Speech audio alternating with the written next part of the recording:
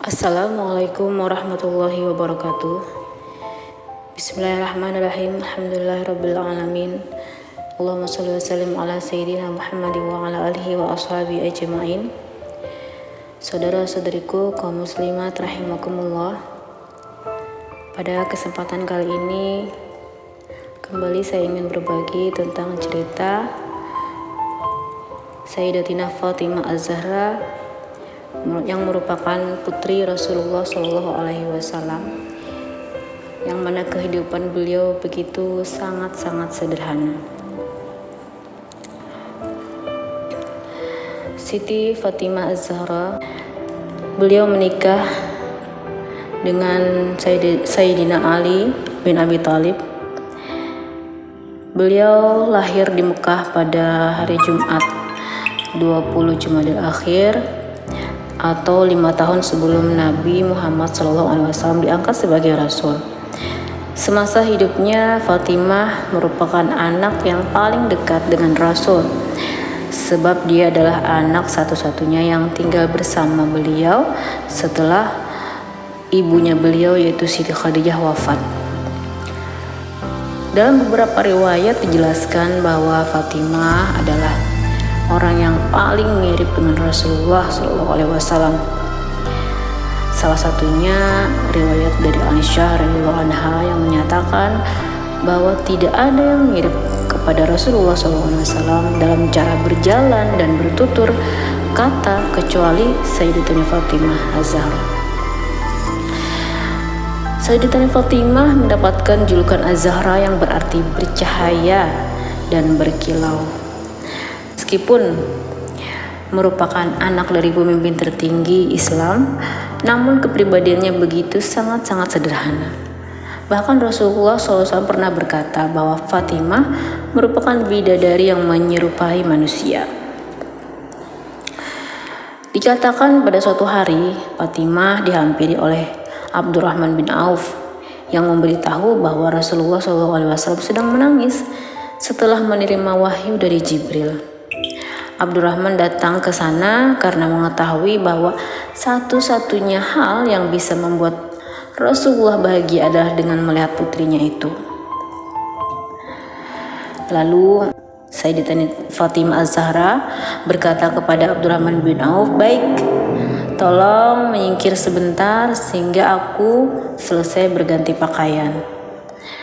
Ketika beliau sudah berganti pakaian dan bersiap-siap berangkat mendatangi Rasulullah SAW, pada saat itu Sayyidatina Fatimah hanya berselimutkan pakaian yang sangat-sangat usang. Ada 12 jahitan di dalam lembar kain tersebut. Juga ada serpihan dedaunan kurma yang tampak menempel di sela-selanya. Lalu Sayyidina Umar bin Khattab menepuk kepala ketika melihat penampilan Sayyidatina Fatimah. Beliau berkata, "Betapa nelangsanya putri Muhammad SAW. Para putri kaisar dan raja itu mengenakan sutra-sutra halus, sementara Fatimah anak perempuan utusan Allah." Beliau sudah puas dengan selimut bulu dengan 12 jahitan dan dedaunan kurma. Kemudian Fatimah menjawab perkataan Sayyidina Umar bin Khattab tadi. Kemudian Fatimah berkata kepada Rasulullah SAW, "Ya Rasulullah, tahukah bahwa Umar terheran-heran dengan pakaianku? Demi zat yang mengutusmu dengan kemuliaan, aku dan Ali bin Abi Thalib selama 5 tahun tidak pernah menggunakan kasur kecuali hanya kulit kambing. Keluarganya juga menggunakan kulit kambing tersebut hanya di waktu malam hari. Sementara pada waktu siang hari, kulit kambing tersebut berubah fungsi menjadi tempat makan unta. Bantal mereka juga hanya terbuat dari kulit yang berisi serpihan dedaunan kurma." Setelah mendengar ucapan dari Fatimah Az-Zahra, Rasulullah kemudian berkata kepada Umar, "Wahai Umar, tinggalkan putriku. Mungkin Fatimah sedang menjadi kuda pacu yang unggul, kata Rasulullah kepada sahabatnya. Maksud dari kata kuda pacu yang unggul itu sebenarnya merujuk kepada keutamaan sikap Fatimah yang mengungguli putri-putri raja lainnya. Dari segi kesabarannya, dari segi kekuatannya, Siti Fatimah memang mengungguli putri-putri raja, Masya Allah. Sebenarnya dengan kedudukan dan karisma yang luar biasa dari ayahnya, Sayyidatina Fatimah bisa saja memperoleh apa yang dia inginkan. Tetapi ia telah mewarisi kepribadian Rasulullah SAW yang sangat bersahaja.